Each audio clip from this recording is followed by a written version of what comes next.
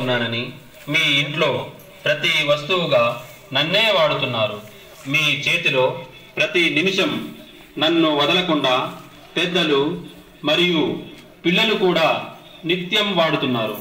కానీ మీకు తెలియని సంగతి ఏమిటంటే నేను మిమ్మలను కబళించడానికి వచ్చిన ప్లాస్టిక్ భూతాన్ని నన్ను వాడుకొని విచ్చలవిడిగా ఎక్కడ పడితే అక్కడ పడవేస్తున్నారు.